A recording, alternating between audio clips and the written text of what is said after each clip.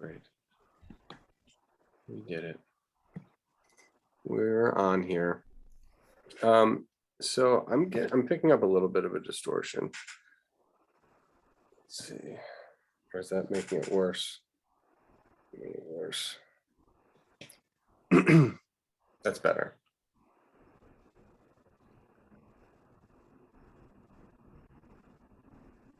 All right, cool.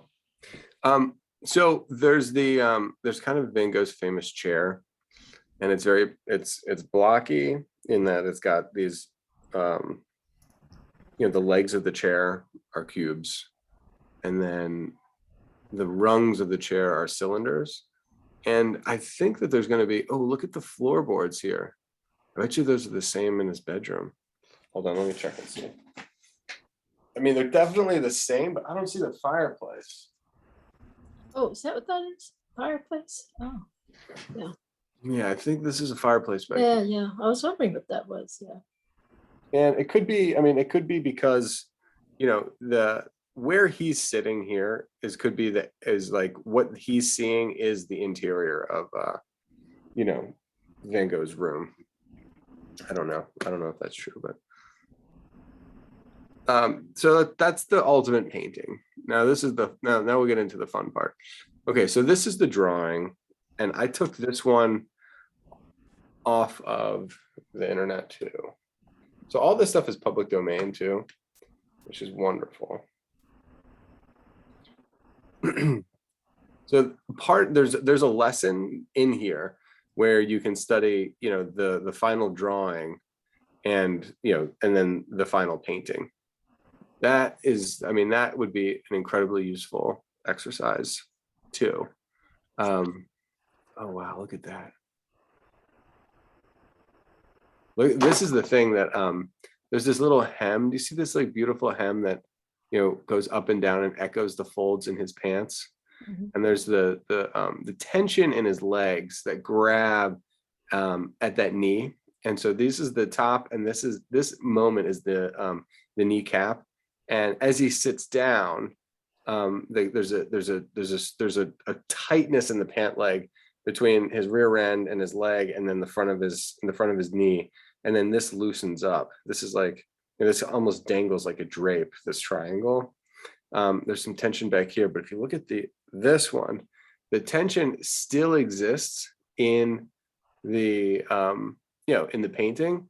But you lose a lot of the anatomy in that knee, which is, in a way tragic. You lose all of this tension here. And I think he painted over. Yeah, I don't even think that hem exists. So it almost looks like he's wearing like sweatpants versus, hemmed jeans. Or, I mean, I guess they're denim. I think in those days, and this is probably Holland, right? I think he did this.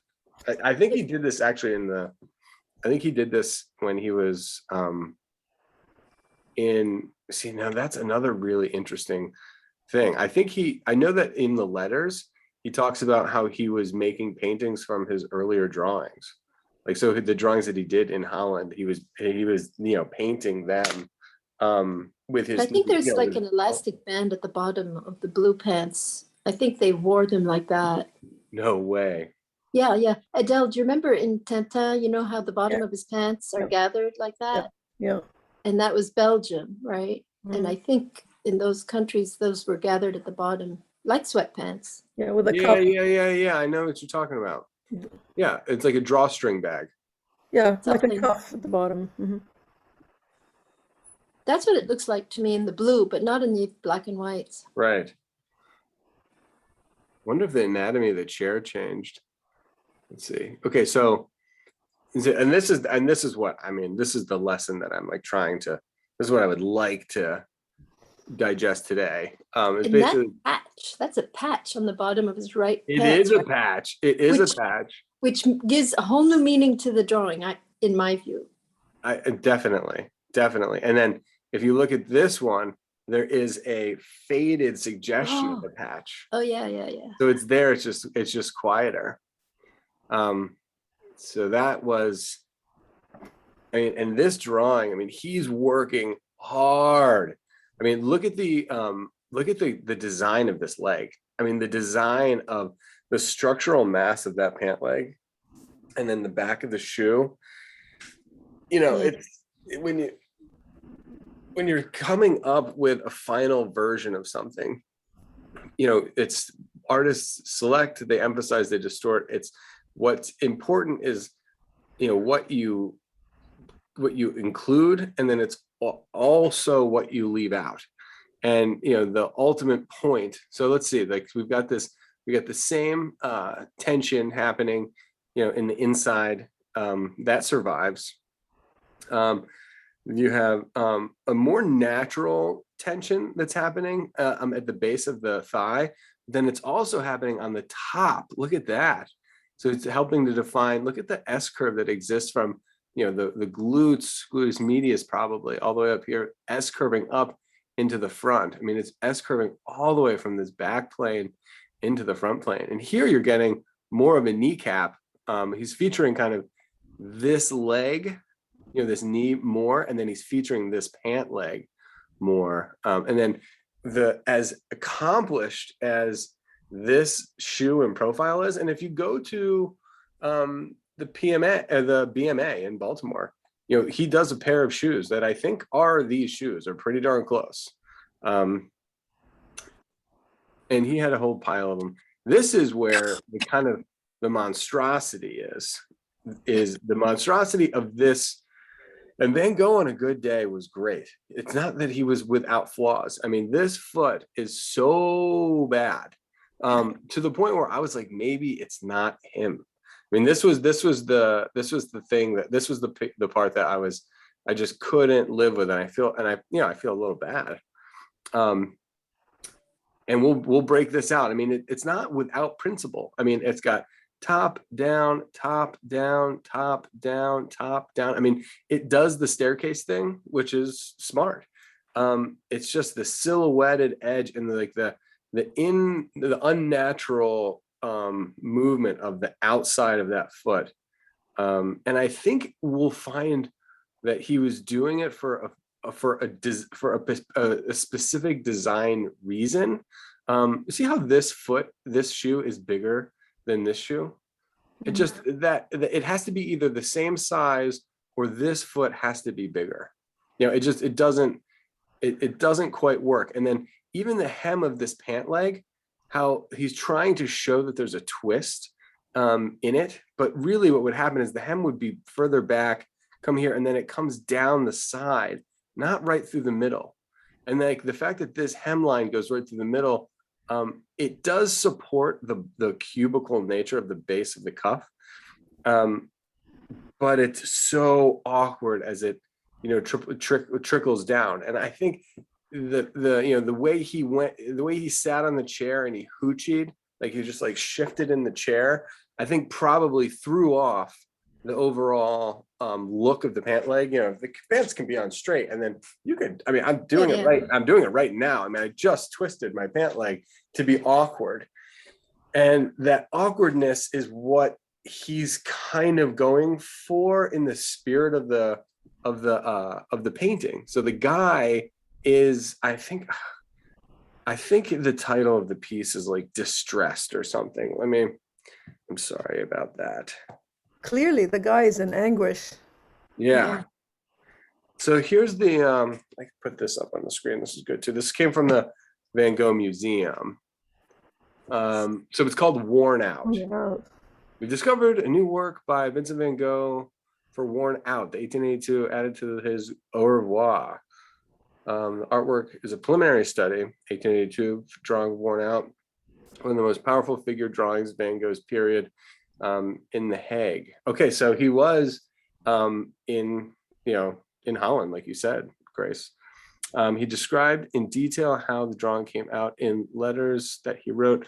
The discovery means we now have an exceptional insight into the working process. So I don't think he painted this when he was there. I think this fits into the category of paintings that he had the folio of drawings, and he actually requested like from his family, that they send him his drawings. It's not that the drawings weren't good. He just didn't, he was working in a Brown school when he was up north. Then he went to Paris, studied with Cormon, and got the color, moved to the south of France, and he wanted to see these pictures through. Because it's a lot of work. I mean, it's a ton of work. So that we can look at this guy. This is another, let's do the zoom in thing again. We get a look at this guy's face and kind of see that he's bald. You can see the hairline. He looks a lot the same, doesn't he? He has that same fuzzy beard, sideburn thing going on. Yes, he does. Now, the other interesting thing too is he's using, it's kind of like, and you have to see it through like this. Van Gogh made the art as a self-portrait. He was using this man as a model. You see this guy? I mean, this guy might be worn out. He doesn't look that worn out. He's just reading a book. He's just an old guy. Van Gogh had a particular type of emotion, was trying to communicate something. So he had the guy take the poses. I mean, this is a man who's modeling. He's not doing a portrait of this guy. And, he's not even disrespecting the man by showing somebody that's like tortured and worn out and exhausted. I mean, Van Gogh's expressing how he's feeling using this man as a vehicle for that mode of expression, which I think is kind of an important thing to understand too.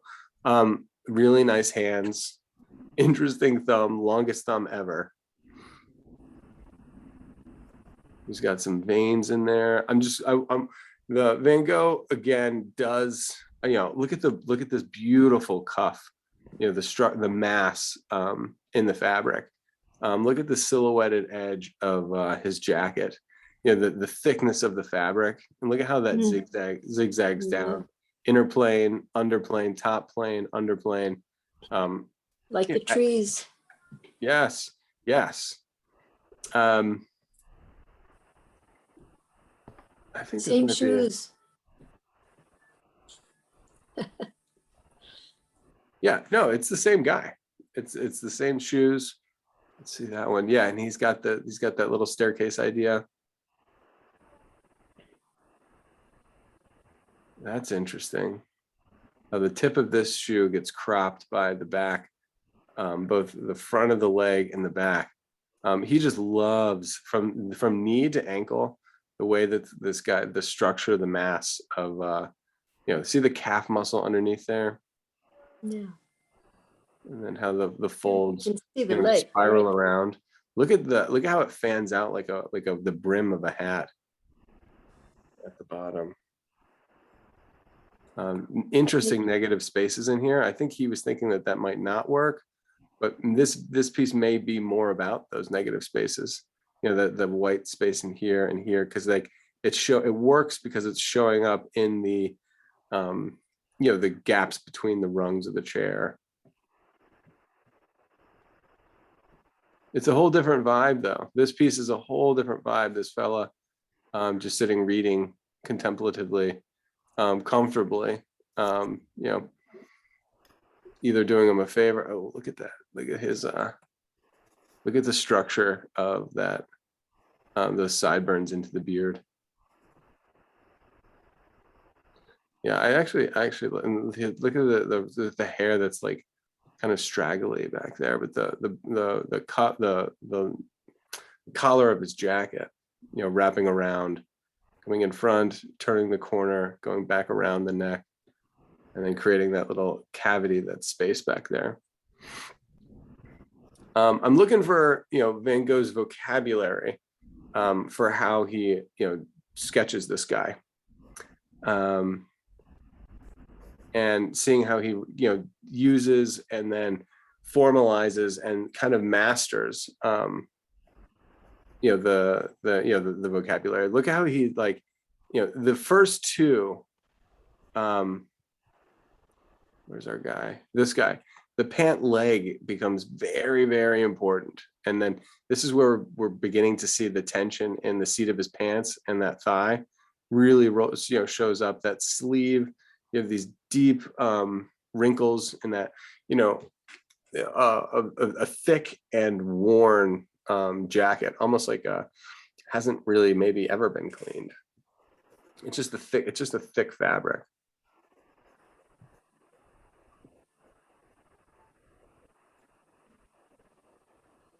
It's so interesting. There's like two different men. It's a different man that drew this, that painted this. So much time. But the drawings are all definitely Van Gogh. Yeah. The drawings are definitely Van Gogh. Now I'm wondering whether this painting is Van Gogh. I mean, it is. But look at the emphasis of how prominent this shoe is. You know, and the contrast between this shoe and this shoe. And almost like the abbreviation of just the how he boils down those legs from the drawing, from the what he was emphasizing in the drawing, the naturalism that happens in the drawing, and when he finally executes it in the painting. I think it's not about the observation. I think it's about the spirit of the pose. And we have not even discussed, and we haven't discussed any anatomy. I've just been like obsessing with the folds. Are we going to draw one of the black and white ones, or? Yeah, I think so. Painting. Yeah, guys, I think that Van Gogh drew this from memory. I don't think he used the painting. I don't think he used the drawing to do the painting. Because the chair is different. The shoes are completely different.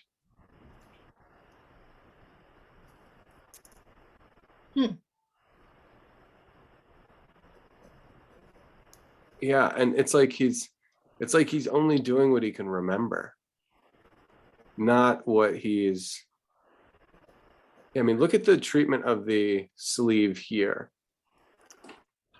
And this is his reference in the drawing. And then look at the sleeve here.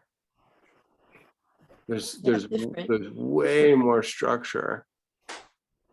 And the transition from the wrist into the hand. Wow.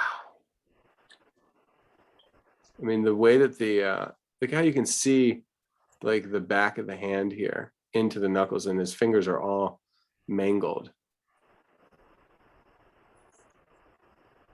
In the drawing, he's wearing like overall pants and a shirt. And it's maybe the painting is what he did after the drawings. Definitely. Oh, 100%. He did the painting way, and what I'm saying is I think he did them way after. Like, I think he did the drawings before he went to Paris. And then he went to Paris, did the Paris thing, then went to Arles and, painted this guy. Look at his fingers remind me of, Renoir's. I don't know if he had met Renoir or just heard about it, but look at those gnarly knuckles. And then they just like, and it's totally arthritic. I mean, painfully arthritic.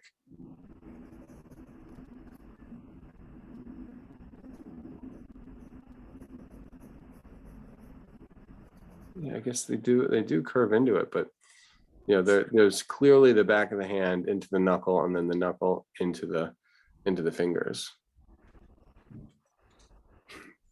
It's so wild. I mean, most of the time with Van Gogh, the paintings are better than the drawings, but there's a total disconnect here.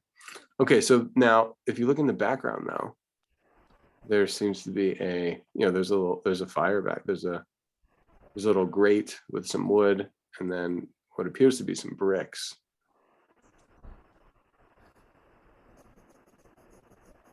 And this one, there are none. yeah. Let's look at those fingers again, though. Yeah, these have that mangled feel.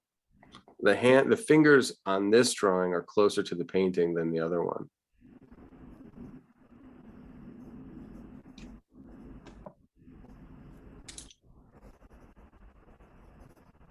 Yeah, look at the structure of his skull. Very, very awkward.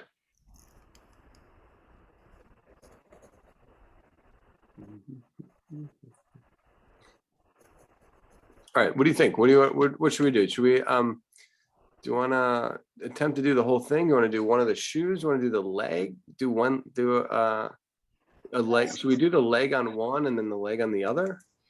So you want to do the one, I like that one better than the one with the goofy foot. Yeah. Yeah. Yeah. I think we should draw the whole thing. Should we draw the whole thing? Yeah. Okay. Do we have time? We don't have time, but we can do a good chunk of it. We can get it. Yeah, we can get things going. We'll get all the things established, and I mean, it's a Van Gogh masterpiece. I don't think it would hurt to have 2 weeks. Oh yeah, okay. And do you guys let's just see how we feel as we go. All right, so I'm going to straighten my thing up. Make sure it's nice and straight. Yeah, so I honestly do think that this piece here is the culmination, meaning it's the pinnacle, it's the best. He solved the problems, and I think we should go back and reference the other ones. It doesn't mean that parts of this one aren't better. I mean, I think this pant leg and this shoe is better, but the front left shoe is clearly far superior. And what makes the front left leg shoe, or the right side shoe, better in this picture is that he's using all of the great aspects of. It's almost like he puts the shoe on the other foot. Like he nailed the right leg shoe, the left side shoe here, and then fumbled this one. And then in the final, he does not fumble. The 3/4 view of the shoe is phenomenal. And the legs, I think what we're going to find is that the contrast between these two legs and the two pant legs is going to be, it's going to be it's just awesome. And that's what freaks me out. I'm honestly disturbed at how masterful these two pant legs are. I mean, some of the greatest drawing ever. And then you translate it into here, and it's not like it's not even like it's the same person. It's not even like it's the same person. So we'll try to get to the bottom of that. So we've got a place, this is this is not a hard piece to frame out. So we'll do that, and then we'll block out our figure. So just a quick run through. We're gonna have the head, and we're gonna turn that head into at least some aspects of a cube. Van Gogh was very intense on 3D like mass making, and we're gonna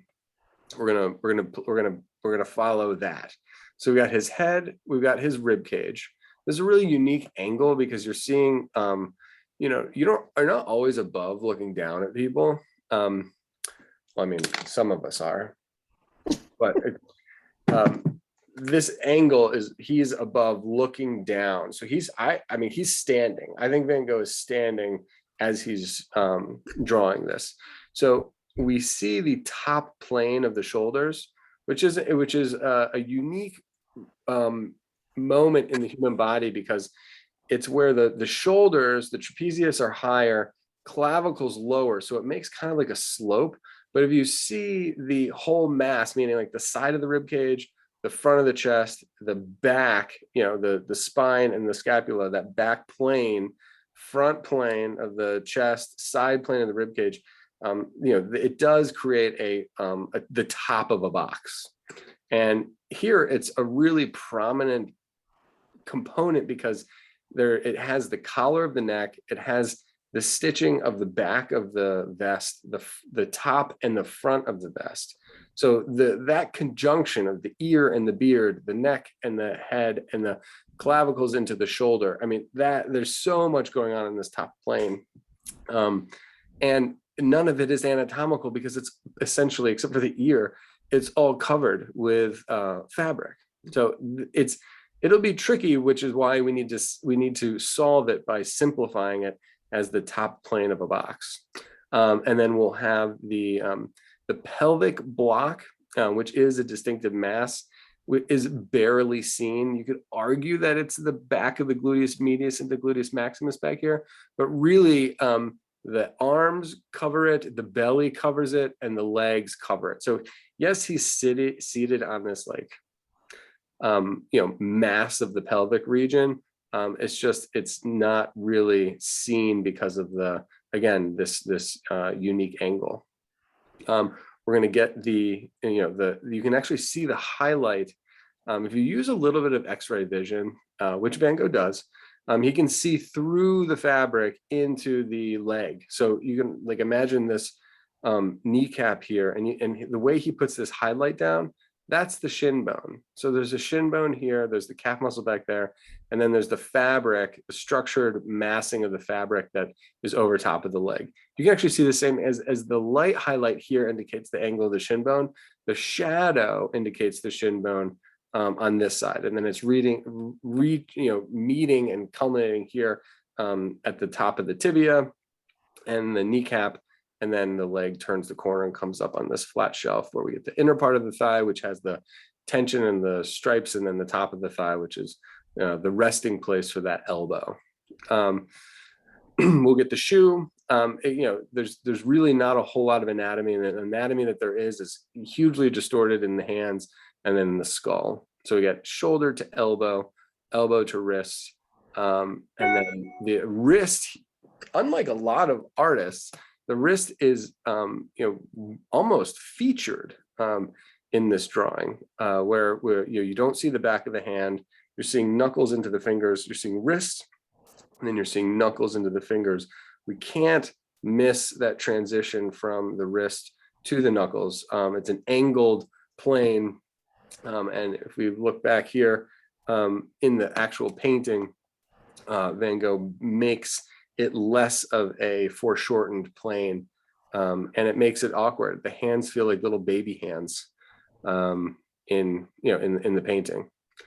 There's going to be a lot of weird questions with this. It's going to be a crazy analysis to go. The jump between this figure of the study of the old man from one angle and then the study of the old man from another angle, those two are basically twins.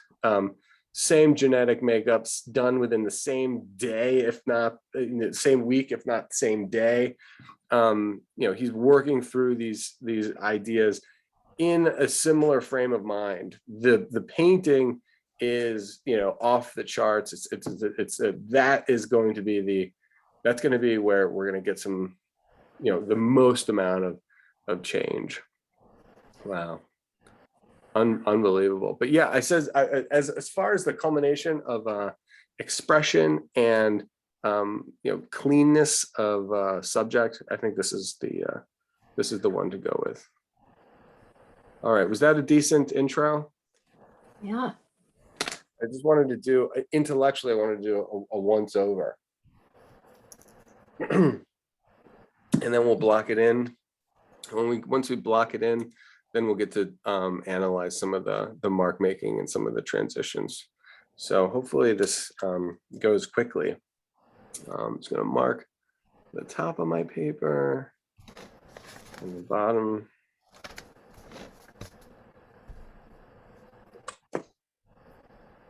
Okay. My far side's over here. So I actually have a good amount of real estate to work with. Okay, so the most obvious is going to be the dome of his head. And where it's not so obvious is that we need to see that there's the light mass and then the shadow mass. And then we have to quickly transition that into the side plane of the neck. And then we have to quickly transition from the top of the dome of the skull. I mean, this is the top of the skull. I might actually even draw the center line. You know how like skulls have those little creases? I might even like put that in there. And then it curves down into the brow ridge. So there is a plane leading into the brow ridge. And I would run it sideways because the wrinkles of the forehead run sideways. We're going to develop a really beautiful relationship with XY coordinates and how Van Gogh employs, drawing either horizontal planes or vertical planes to create the suggestion of the 3D form. And this case, I think we're going to want to go side to side.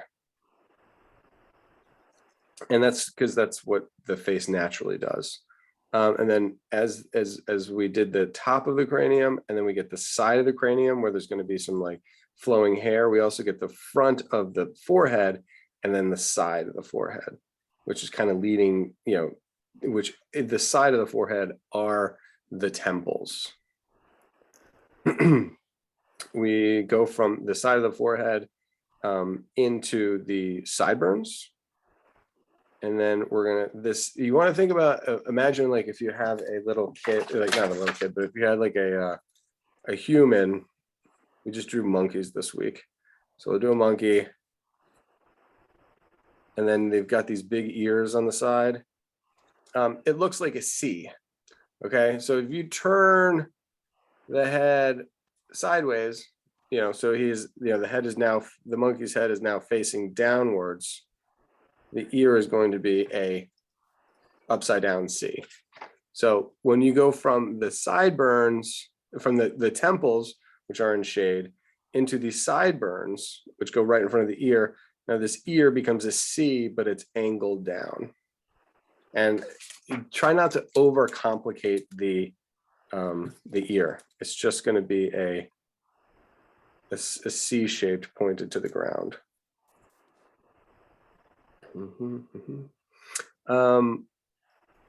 There's two ways to go, and we have to do this, the head, and we can't do the face because it's covered by these hands.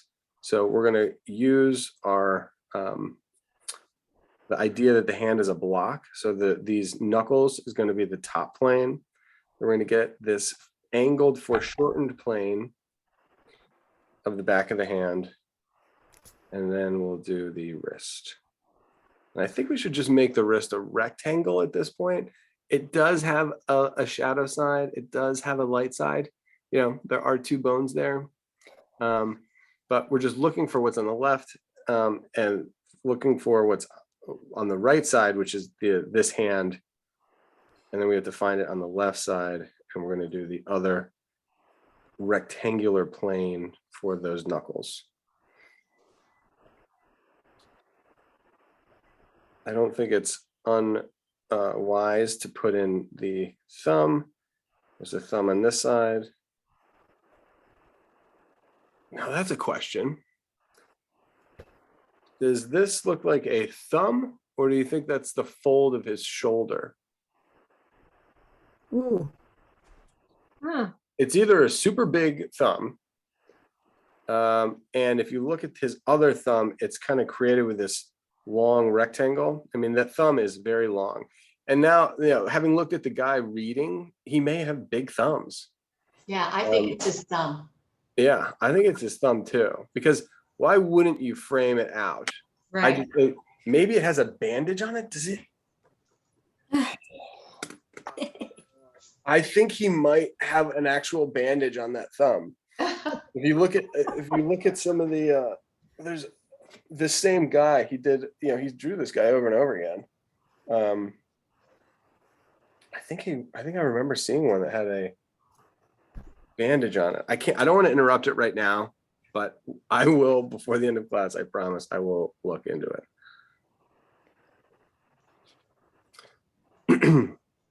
Nice. This is great. Van Gogh also, it's interesting because I'm starting with these like kind of painfully simple shapes made up of straight lines. I mean, the only real curve that we've had so far, I guess I made an argument for the skull being a curve, but he straightens that out. And then I did make an argument for the ear being a curve, but he builds that out of straight lines, as well. So as we get the kind of the back of the hand as a plane, you could say that the thumb is born out of a cube as well. But the left side hand, you get those knuckles. You get the inside plane of the fat of the hand, the part that's the fat of the palm that is the karate chopping portion. And then there's, believe it or not, there's a wrist underneath there, deep in shadow. And then we're going to turn into, then it's going to, from that wrist, we're going to get a thickness of the cuff of the shirt. And then we can build, the geometry of that shirt coming off of there. I'm nervous to get into that. We're not quite there yet. We haven't really earned the right to get to the hands. It's just that the hands are so connected to the face that we had to do it. The face makes no sense. In this case, the hands are the face. Don't forget about that wonderful method of dividing the fingers. Start with a rectangle, divide it in half, and then those halves in half. And so you have 1, 2, 3, 4 fingers, and and then I guess on this side, the thumb's on that side.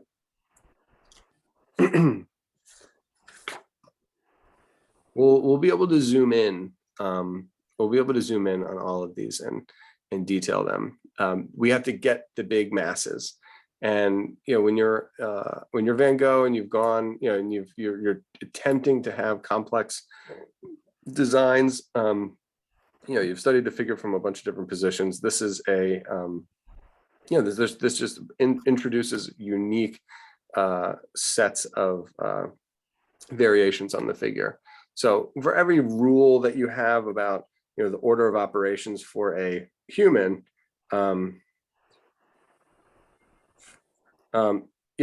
different. All bets are off sometimes when they change.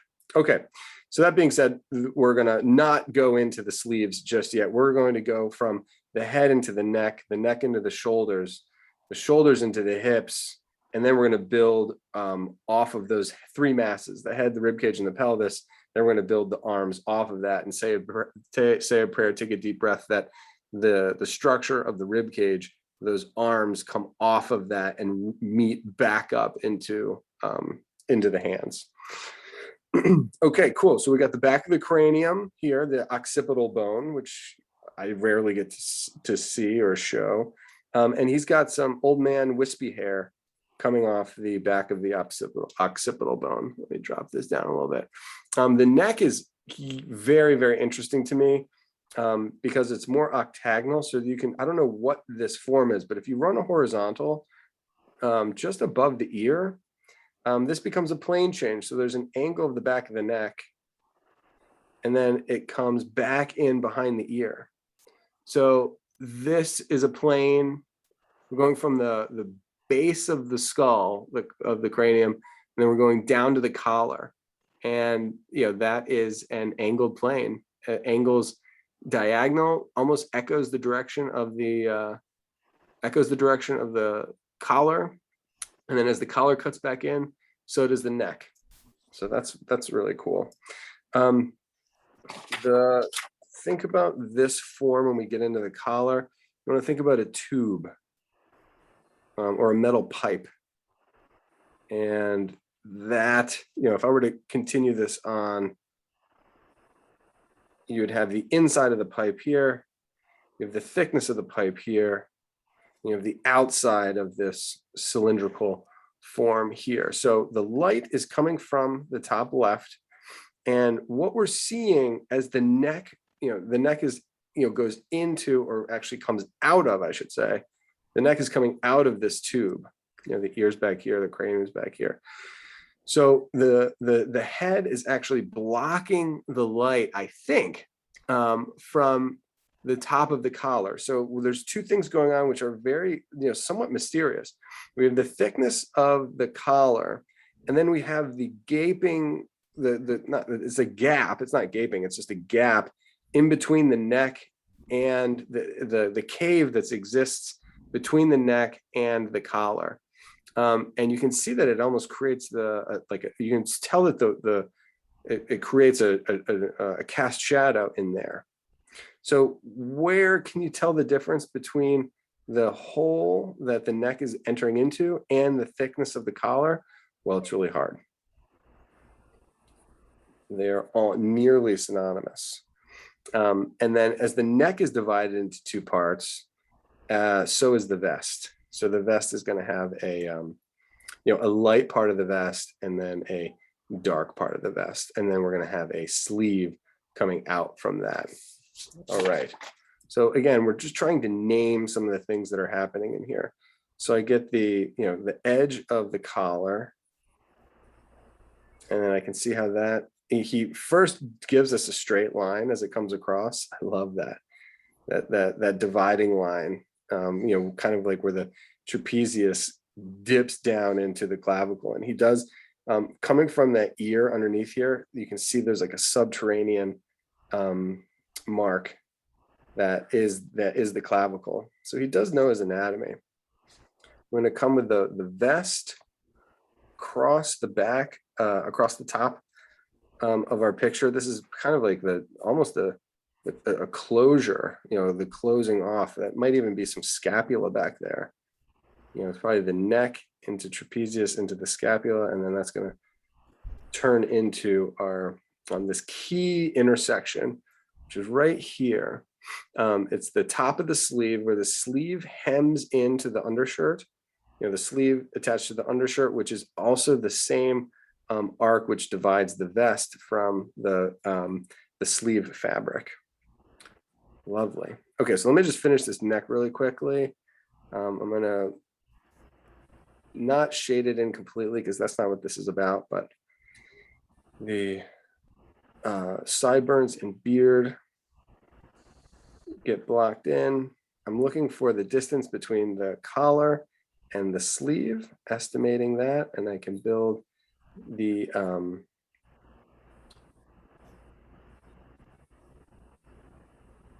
that's so neat. Yeah, they have the light part of the vest back here. We have the dark part of the vest, and I probably should have defined the side of the rib cage, sooner than later. So the top, all of the neck and the collar, the light part of the vest and the dark part of the vest are all kind of defining this top plane of the box.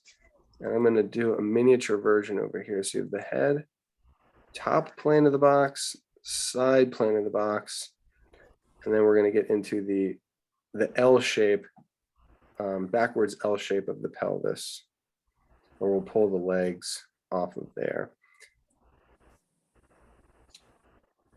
This is our guy with no arms. There's the top of the box, the side of the box, and then the front of the box. The front of the box is almost completely covered by the arms. There is this V shape in here where there is kind of a deep shadow. It's below the beard, above the bicep, above the forearm, and it is all in shadow. You don't get any of the buttons that we know are on the vest. No pockets, no stitching. It's just a kind of a transitional tone where the beard, the sideburns, it seemingly add a tone underneath. Like there's a shadow underneath there. Is that what that is? That's a beard, that white piece next to his hand? Yeah. Oh, okay. It's not even clear there. No. But it is super clear here. Yeah. Okay. So those are the sideburns into cheek beard. Gotcha. He's got like a salty, shrimp boat captain kind of feel. Yeah. And they do, I mean, those were very popular. You know, carvings of the old, you know, what are they? The lighthouse coordinator, or just like a ship captain. Don't you see those? They're like wearing yellow raincoats. Yeah. They have white beards. They're carved out of wood, and they're smoking a pipe. Yeah. And then this angle is the new one. And the beard is very nondescript here. You can tell that there's skin tone and the sideburns lead into the beard, but and you get the deep shadow, which is kind of interesting. And you're experiencing some of the buttons, which you don't get to see before. And here I'm looking at, you do get look at the neck, and you do get the thickness of the collar here. The thickness of the collar does exist in this drawing. And then there seems to be this fold in the middle. Let me zoom out. Yeah, these read like suspenders, even though they're not.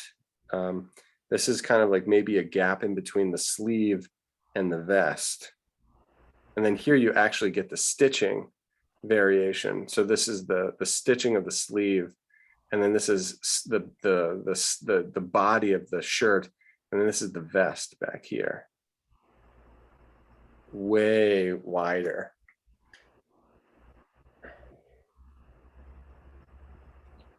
Look at that. That's too much. It's almost Look like at all he's that wearing, shirt. yeah, it's like almost like he's wearing overalls here rather than a vest. Yeah. But I mean, but it is a vest. It connects down here, and it's got buttons up there. Yeah, there's no doubt about it. It's just amazing how the same content, you know, he's drawing the same content, making very different decisions. Yeah, we're crushing it though, guys and gals.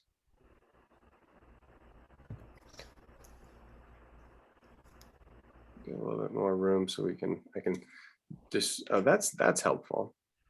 I can create all this new real estate over here so I can demonstrate concepts over here. I don't have to grab a second sheet. All right, so where the other one I just showed, the vest was kind of nondescript. And the vest is more prominent here. There's a healthier relationship, I would argue, between the arm, the sleeve, and the vest than in this one. This one, it's almost grotesque. The way that the arm, so interesting how it doesn't work. Yeah, I can drop this down. So yeah, the way that the sleeve meets with the shirt, and then the way that the vest circles around it, and then the way the anatomy underneath the sleeve and the shirt, you know, disconnect. It feels very, and those distortions again, I think were probably intentional, but might be too much. It might be too much. Too much unhappy. Okay.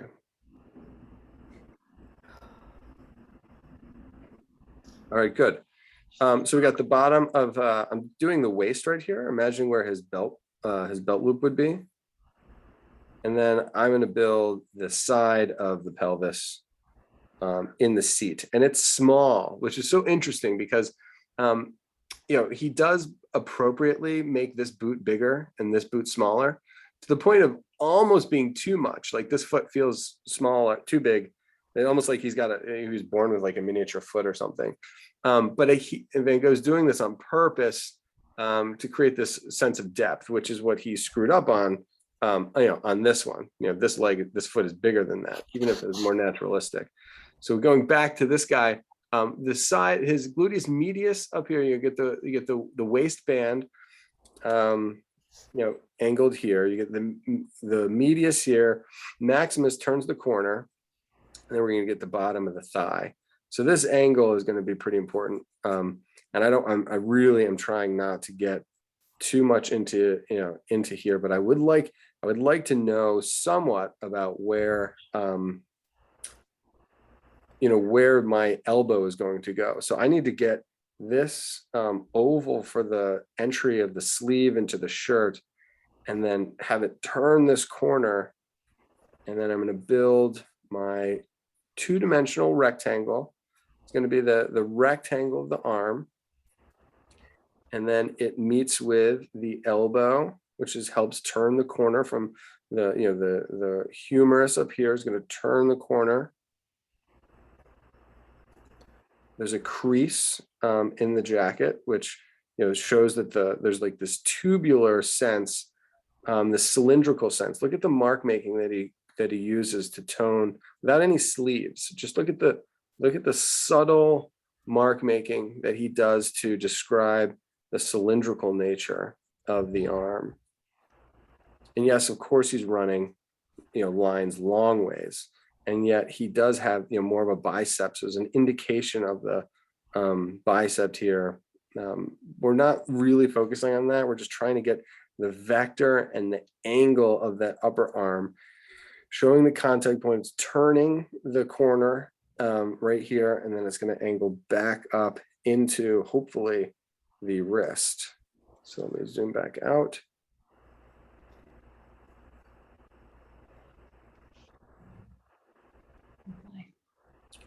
Cool. So we get the bicep, turns the corner, comes up into the wrist, and this comes, maybe it's a little bit higher. Upper arm, elbow, forearm. Now I will be able to build the cuff around our wrist. It kicks out, kicks back in. You get this like kind of the crookedness of the fabric, but I'm looking beneath the fabric at the moment. Excuse me. Bless you. Thank you. Thank you very much. I don't know if it was intentional, but there seems to be a link from elbow to elbow. And whether he used a straight line link or whether he used a curve, I think we need to identify the corner of the elbow and then relate the two elbows together. I think he links it up with a little bit of a rainbow bridge. You see that little like arc? It was up and across. And the block that is the elbow, the front plane of the elbow, the inside plane of the elbow, that runs up the bottom plane of I think it's the radius, which is at the bottom, and then it starts to curl up in a cylinder on the far side, and then it angles up a little bit steeper on the inside of the forearm on that far side.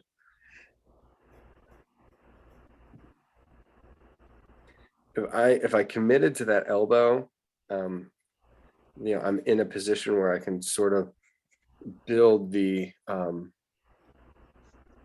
leg. Now the leg is going to be a subtle staircase, but at first, let's at least get the top of the calf or the thigh, and let's get the inside of the thigh. Let's see if we can get the top of the thigh on this side, and then the side plane of the thigh on this side. Now, I acknowledge that I'm kind of violating the mark making directions of the fabric, but I'm not violating the structural mass of the form of the leg. So the top plane is going to be lighter, the side plane is going to be darker, and it really does make a like a trapezoidal, the shape of the thigh. It's wider in the back, narrower in the front. So it's like almost like a pyramidal prism. Now it does turn now, and it's going to move into both the knee to ankle.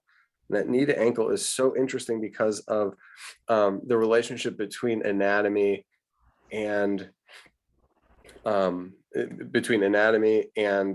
fabric. And the folds of, I guess maybe this is the relationship between fashion and anatomy. So this leg comes here, it's going to hit it's going to turn the corner, and it's going to run.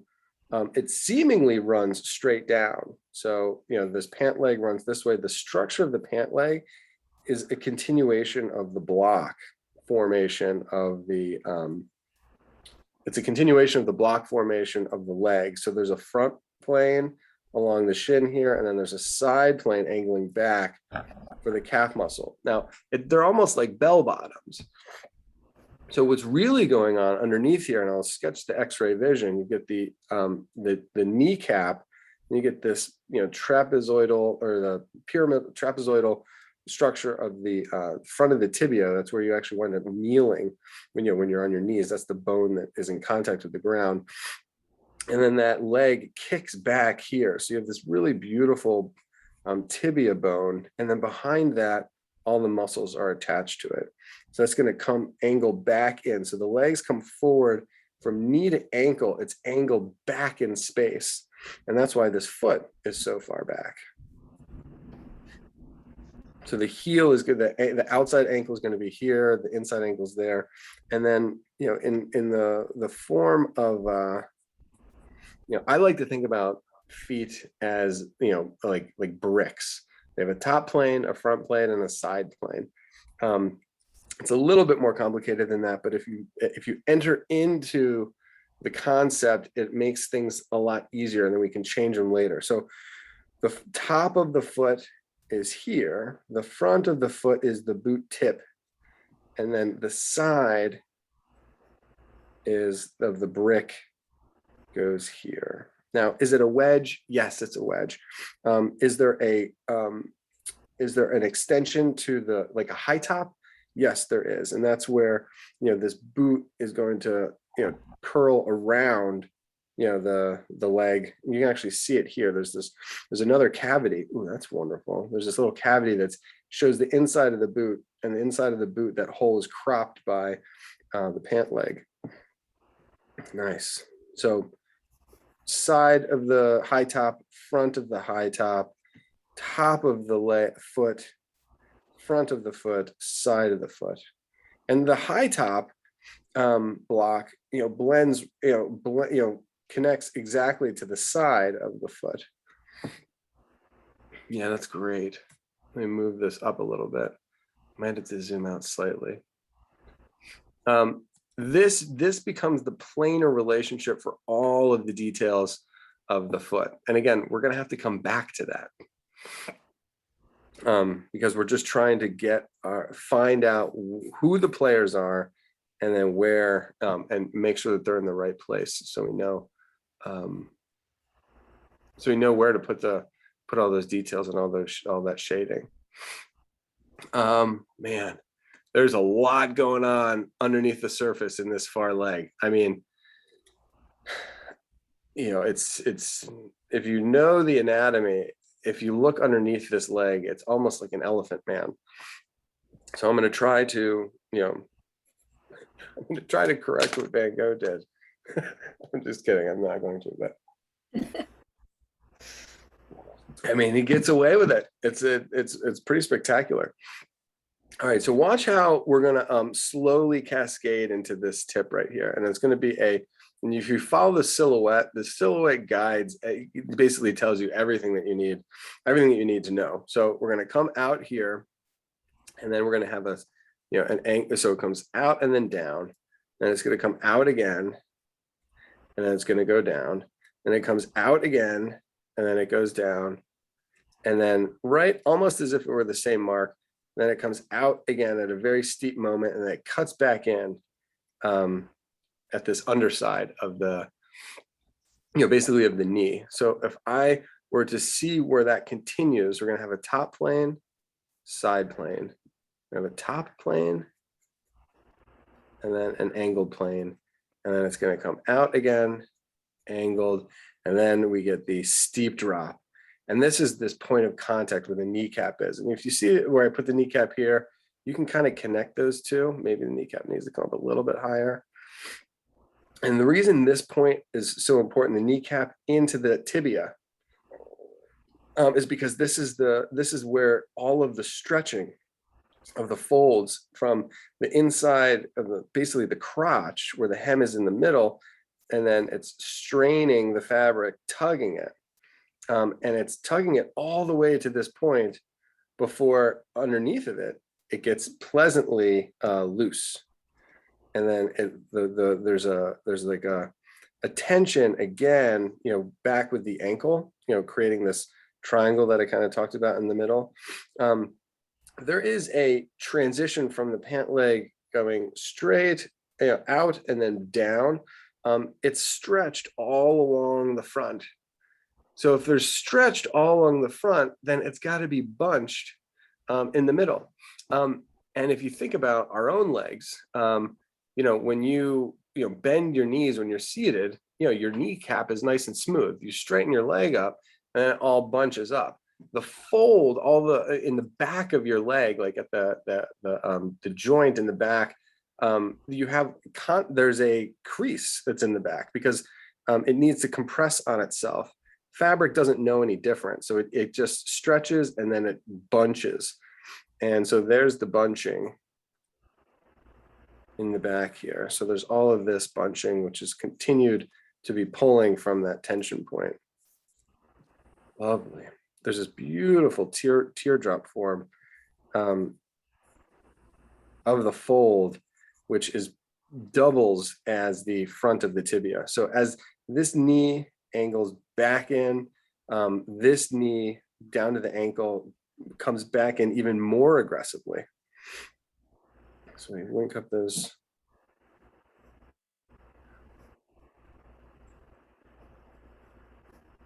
Yeah, that looks good. I might have made the pant legs a little bit too big. So let me erase that.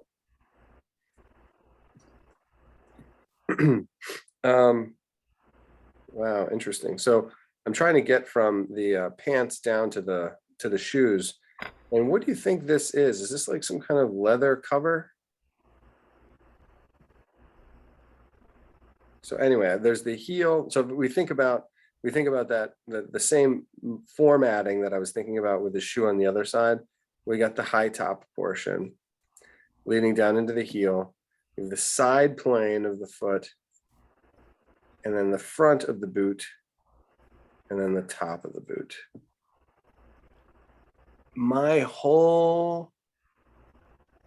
That's where I went wrong. Okay, cool. So I did two things that I did two things that were quote unquote wrong, and they're easy fixes. If you look at the size of this foot and the size of that foot, the front foot's bigger, the second foot's smaller. Now, even more importantly, the front foot is lower on the rectangle and the one that's further away is higher. So if I link up these diagonals, look at my toe here and the toe here. That is a steep, almost a 45-degree angle, not quite, maybe 35. My toes are almost parallel. So I needed to fit my leg, my first leg, his left leg, the boot that's closer to us, I needed to fit that on the screen. So I made it smaller.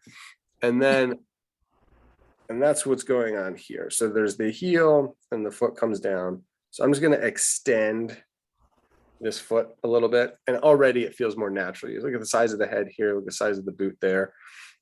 That's it. So then, and then in addition to that, I got excited about this new, what looked to me like a new article of clothing, which I hadn't noticed before. And it's this little, like, it almost looks like an extended inner, like a long underwear, or maybe it's like some kind of leather cover for a shoe, or it could just be the design of the shoe, the way that the leather is stitched together in the shoe. Anyway, so me getting excited about that, I think I made it a little bit too large. So if I roll this down across and then back up there, that's a little bit smaller. Then the boot can come here. So this angles up, front of the boot here, heel. I'll think of the brick format, side of the brick, front toe, top of the brick, and it leads up into there. Okay, so it's a little bit better. Maybe that heel comes back a little bit more. All right. The irony of this entire thing is that I didn't even draw the chair. Yeah, we need a chair now. He looks like he's floating a little Like Yeah. an He's doing wall sits. Yeah. Probably longer than desired. All right, so let's do it. There's the, I guess, yeah, however you build the chair. There's the side rung here. And then we're going to build, this long, straight rectangles. So there's the side rectangle, which is in shadow. There's arguably the front rectangle, which is one of the structure points. His rear end covers, crops the connection between, crops the back leg. Now, it's not two leg. The leg and the backing usually are the same. So I'm going to link up these 2 points. So that it's the same piece of wood, which is the leg and the support for the chair backing.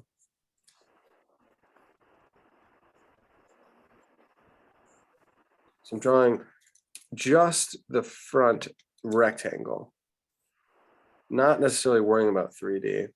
Now I can pop it back and show the side. If it makes it easier, you can shade it in. Looking at the contact points where the rungs attach, because you don't get to see the attachment of the rungs on the front leg, but you do get to see it on the inside here. You don't get to see the attachment on the far side, so it just goes under. So I'm just going to make it a cylinder in my mind, at least. Shadow on the bottom, echoing the direction of the point from the front, the contact point of the ground of the front leg to the back leg.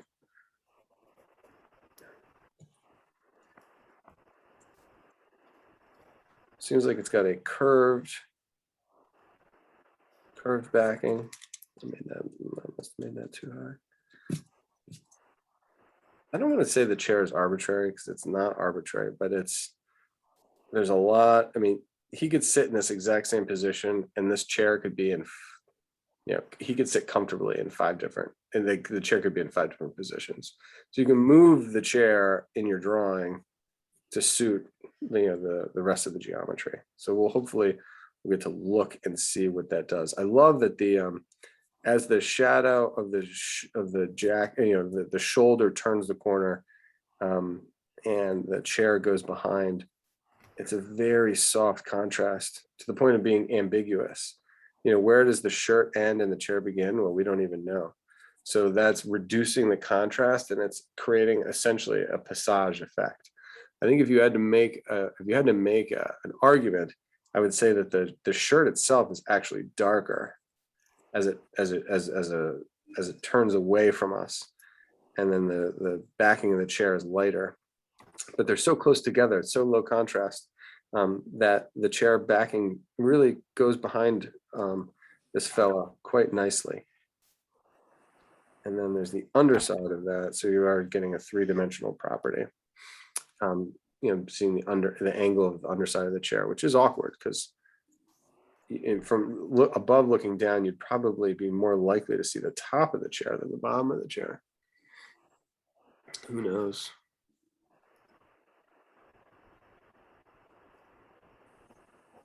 Do you guys mind if we just go straight to noon? Does anybody have to go anywhere? Oh, no, it's fine for me. Works for me.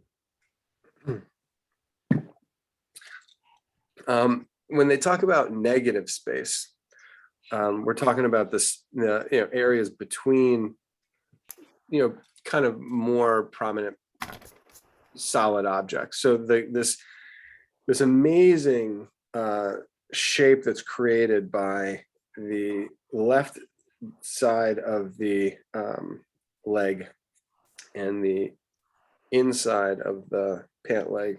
You know, it's like a ocean, or it's like a lake, basically. You know, the land on one side, land on the other, and the water is defined as the space between those land masses. And you know, you can really check your work a lot by analyzing those spaces between. They are, in a sense, I mean, the real world, they're arbitrary, like they're determined by other things, but they're in the two-dimensional world, in the art world, they're really, really important. You want to make sure that they look good, and you got to consider them, you know, as shapes and as opportunities for beauty. So you want to make the objects beautiful, but you also want to make the space between the objects beautiful. And even like when I think about when I go over to someone's house and it's really well designed, or like the way things are spaced on a shelf, you can see the objects. But then if you consider the aesthetics of the space around and between the objects, you know, you can tell when somebody is considering that. And it makes me happy, and I appreciate it.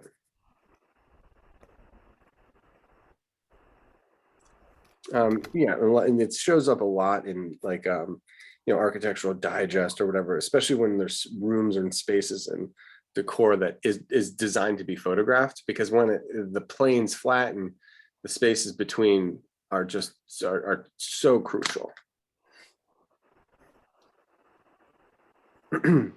So I discussed the space in between for a couple of reasons, mainly because I'm trying to draw the damn chair. Excuse me, trying to draw the chair. So I need to be able to, you know, use X-ray vision and attempt to, you know, the support. The first line that I drew was the seat of the chair, and that's going to have a side and that's going to have a front. And I'm looking for that, and you know, it's kind of awkward on Van Gogh's. It's actually more true on mine for some reason. Like in that I'm sure that line that if I remove the figure, they line up. On Van Gogh's, I'm not so sure. Let's do this shape. One rung, another rung, and then finally the third rung. Well, it's actually the second rung in the front. And then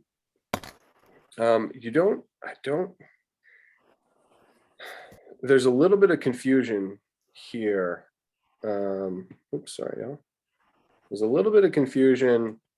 I think it's confusion at this corner here, because if you look, remove the figure from the design and just focus on the chair, you could make a case for that other leg being right here, you know, just scooting out near the front of that foot and the cuff on the left side leg, his right leg.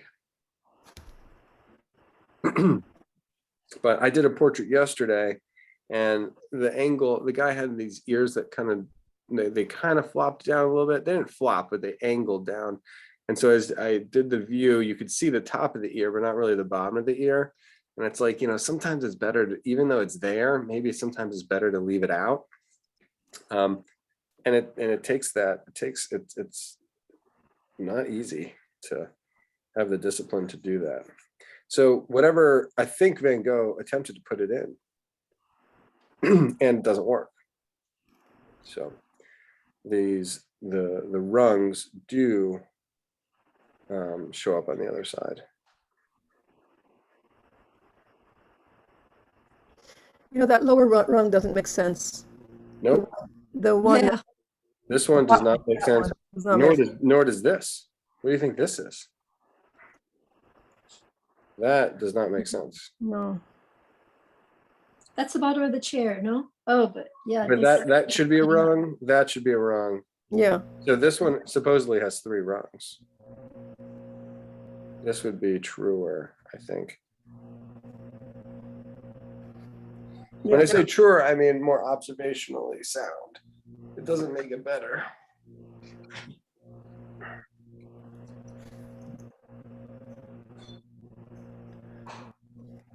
And then he doesn't really put in the back lower rung either. Look at that thing. That one is there, the one below it. Yeah. Yeah, because it would probably echo this one. Yeah, If it showed up here, it would be too close to that one. Yeah.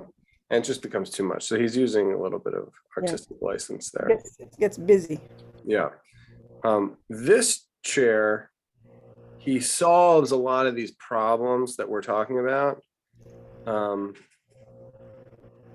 Look at how this leg pops out. Wow. I don't even know. You see No. this? You see this point and this point? Yeah. Holy shnikes. I mean, that is just. I like the angle of that chair, the fact that he's straddling the corner. leg. I do too. I think that's And it very makes nice. it's so nice. And the fact that he really makes it 2D. I mean, there is a 3D part here which pops out, which doesn't make sense, but this side is very, very works very well. And so does the top up back. here. But this top here doesn't connect with that top there. And that top there is too far over anyway. I think that's the back of his neck or his collar. Oh, I think you're right too. Yeah, you're right. That might be the scapula. So this would be a little bulge here, and then that would be a bulge there. Yeah, that's the scapula here, and that's the scapula there. This one, I love this. I love this hand. It looks like, so that's his thumb, right? And then it's 1, 2, 3, 4, 5 fingers. And then it's not really 5 fingers. This is actually the fat of the hand right here. So this is index finger, ring finger, index finger, middle finger, ring finger, pinky. But the way that the side plane, the way that it goes, it makes it look like the fat of the hand is a whole nother finger. Do you see that? Yeah. It just reads like it's a five-fingered man with an extra thumb.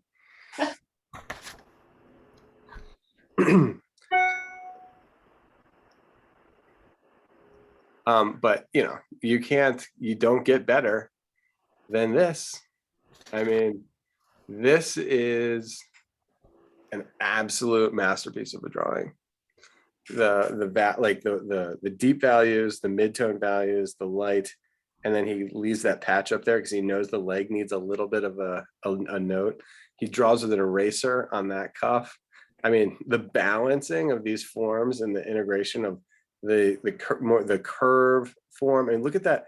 That reminds me of a I don't know what shape that made, like the hoof. Do you see the angled hoof of a horse right here? Anyway, the shoe, and the fact that this 3D form pops up and this one pops down. I mean, oh my God, it's so good.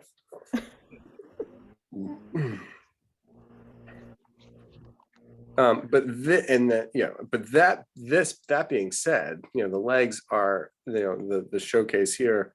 The sleeve is actually really, really good here, but they're also great in this guy. And the sleeve isn't quite as good, but this, I mean, I think we should start with this leg. I think we should just do the legs and the boot. The boot is so good on this guy too, because he did this one second, I guarantee you. See this little cover here? I wonder if that's part of this one. Yeah, he doesn't include it. There is this strap though. I think it's the stitching on the shoe. And Yeah. But like, what is going on? I don't know. I'm gonna zoom in on the leg so you guys can see it a little better, and then I can explain it a little bit easier. Now that everything's in kind of control, and we could go in and do the hands and the face. That would make sense, but I think where Van Gogh's at his best is in this case, he's at his best on this leg. So we might as well go for it since we only have 10 minutes.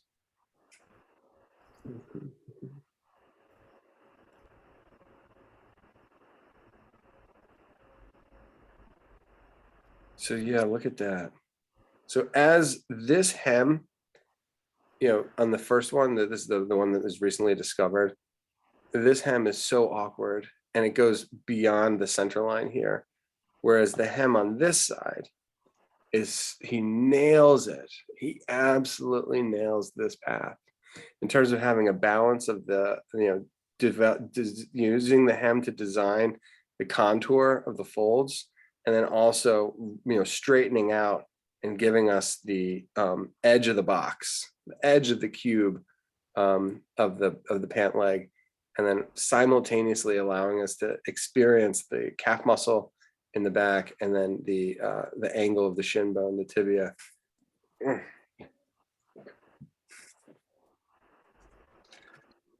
Nice. Nice work, young Van Gogh.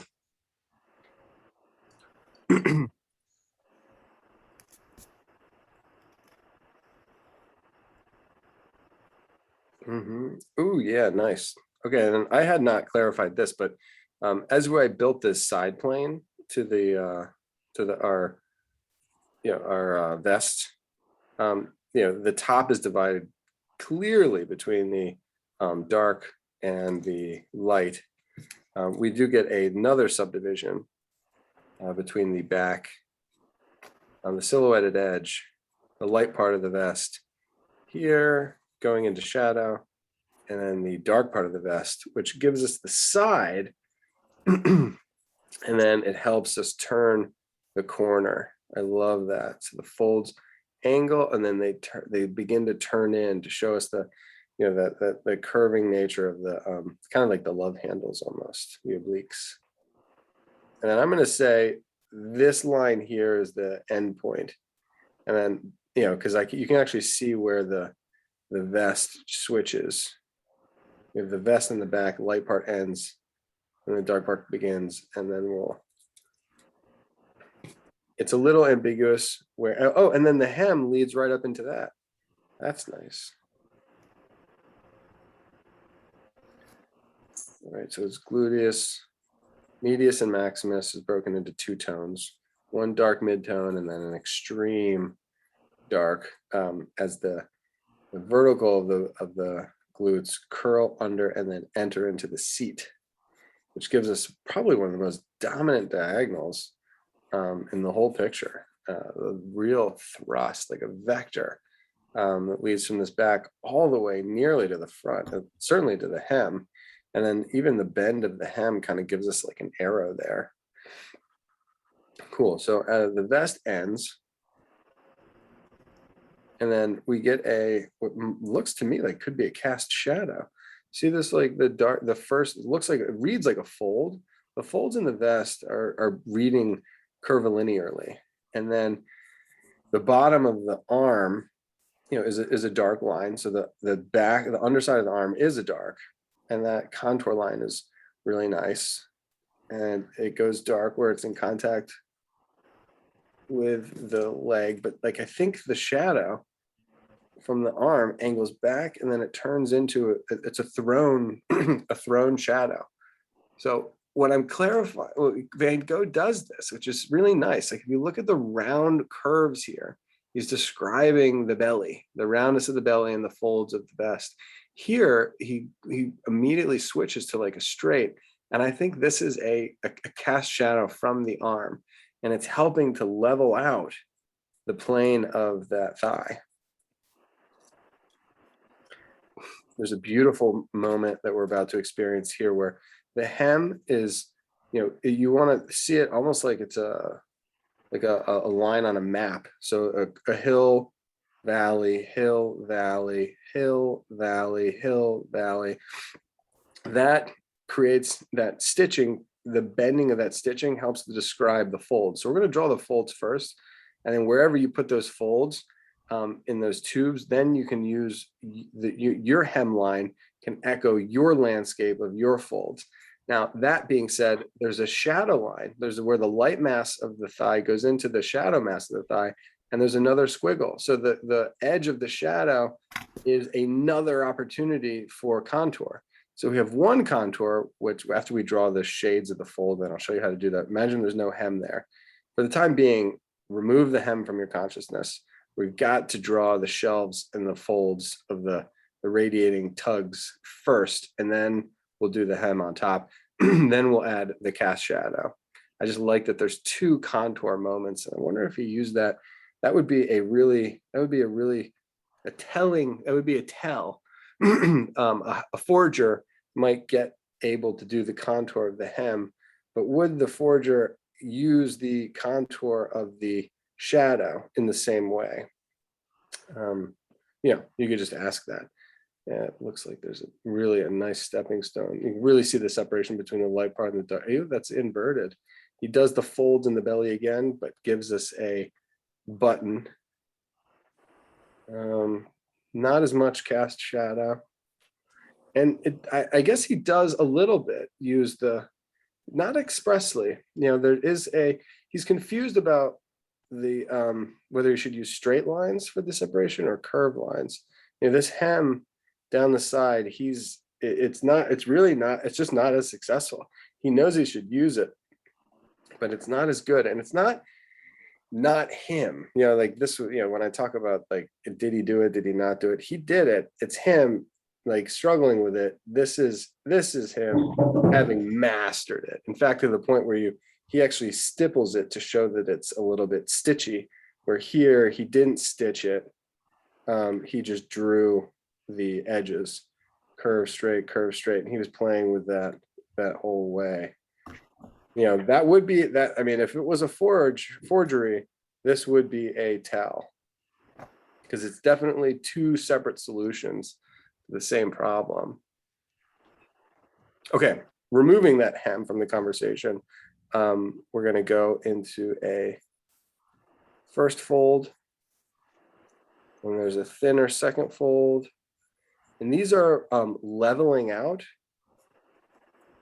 So if you have a radiating line, up, down, down, down, down. So it's this is almost horizontal.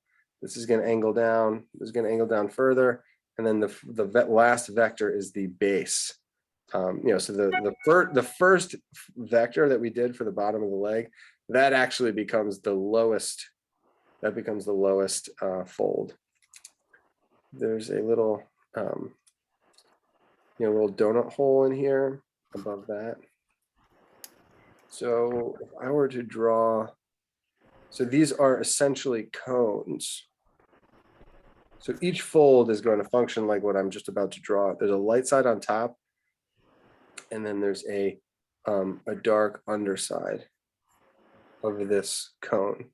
Lights from the left, and then they get stacked. Then there's another cone. Seeing the 3D form, knowing that the underside of that cone is in shadow. Then the way that the stitching would come across it, the hem goes like this, curls, dips in, convex, concave, convex, concave, convex, concave.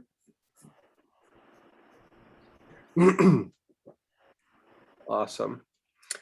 So these they almost make like these, the tension on the fabric gets so tight that there's no longer a fold. So it smooths out along the top plane. The side plane has that rippling. So as the shadow ends, as it smooths out, the base of the shadow just turns into the underside of the thigh.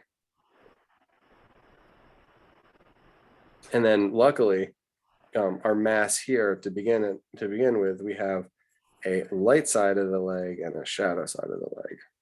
So you could basically, and I think he basically made it. I think this little shadow that he put in the highlight to give us the tibia, I think that was an afterthought. But we'll get there.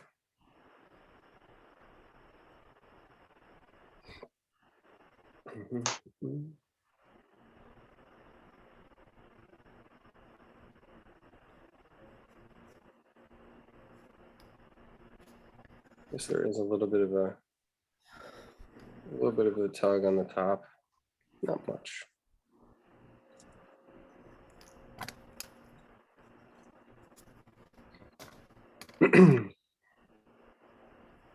Turn that. As important as the shadows are, the shadow side of the leg, the midtones are almost as important, meaning the leg has to be toned. There has to be some value in the leg. And the reason that we need that, even at this phase, at this stage, is because in order for the light, the highlight on the tibia to work, there has to be something to erase. So as I pull that line out, there has to be something on there to pull out. Now, I haven't used any tortillons. He, I think, did. I mean, it looks blended to me, does it not? I think, I mean, maybe not intensely blended, but I think it's blended. Little, there's a lot of scratching. Yeah, there's definitely a lot of cross hatching. All right, so I'm going to start with the hem up here. I wonder if we should even pull out maybe some of these highlights to make it a little bit more obvious.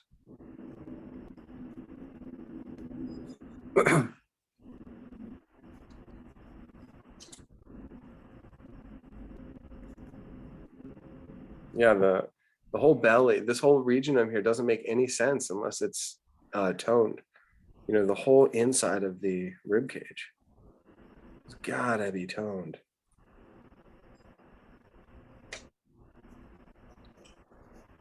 And I do like the idea that does the way that he darkened the shirt to have the shadow of the chair pass behind it. He does the same thing with the arm. So even though the arm is a darker line, it's a low contrast relationship between the arm and the belly.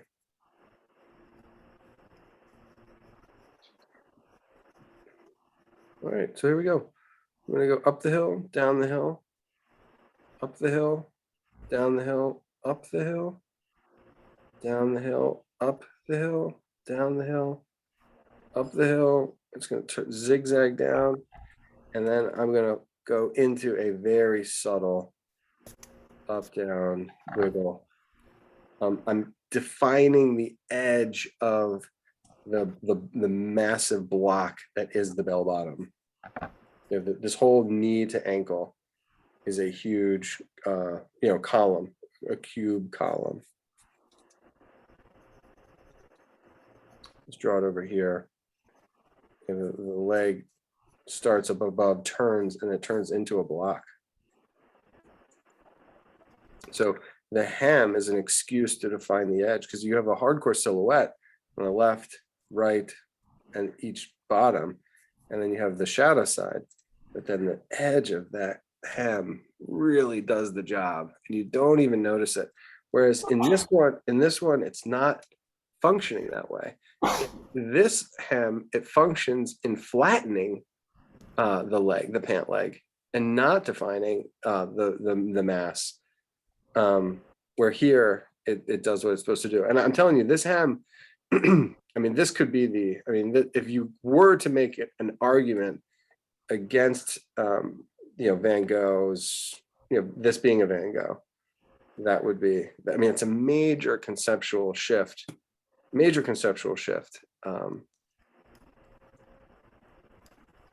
from one leg to the other.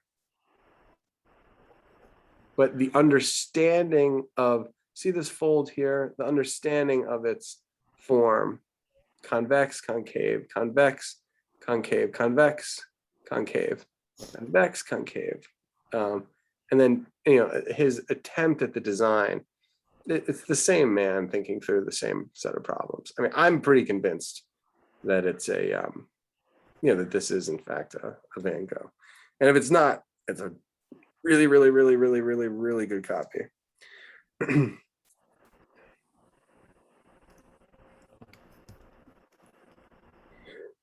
I'm just stealing some of these. I'm stealing some of this leg.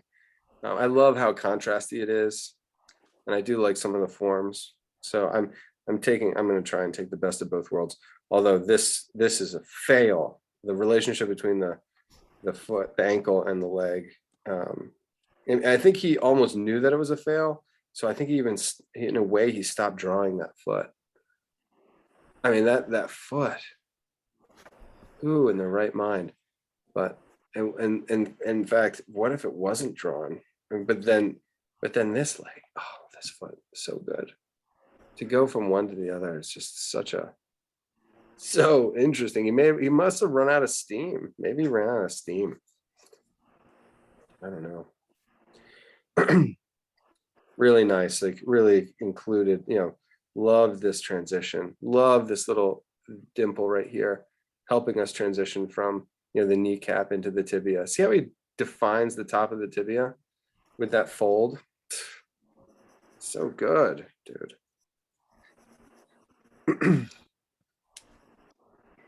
Yeah, I can take whatever I want.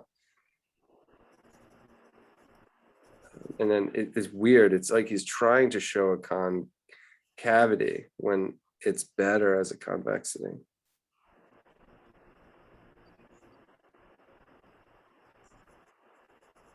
It's better as a triangle and not as a cylinder.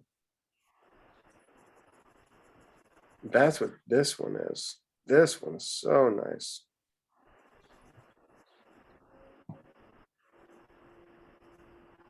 This one is also really nice.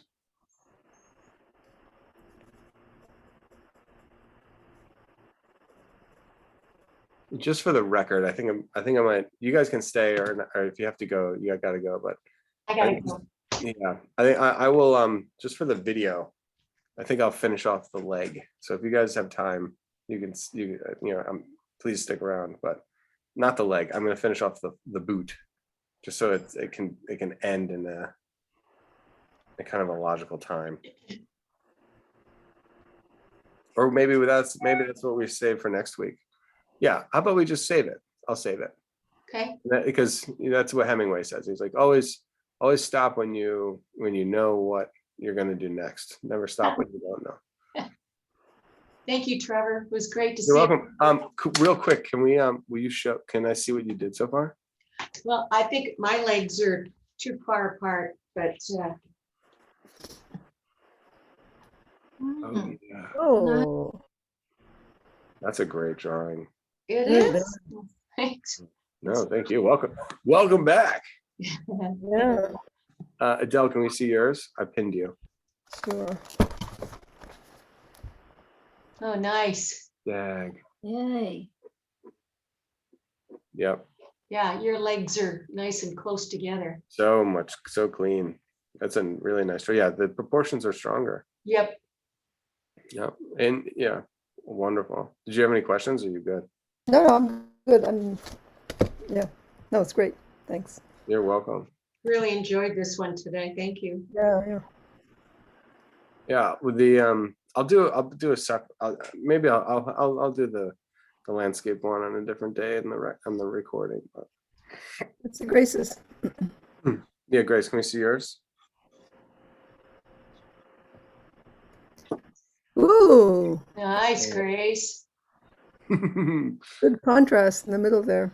Yeah. Nice. And you made the paper work for you. When you work small, having the bigger, the more texture, the more severe. Does that make sense? Yeah. The smaller you work, the deeper those, the crags. And If it was small, I could maybe finish most of it. well, yeah. I mean, we don't have, and you guys, everyone else is pretty well on the way. So maybe. Let's see. Maybe we'll do a quick rendition of the other leg next week and maybe move on to something else. Sounds Do the legs good. as a warm up. See you guys. All right. See you, Maureen. Thank you. Thank you. All right, y'all. I'm out of here. Bye. Bye. I'm gonna go get some breakfast. Intermittent fasting.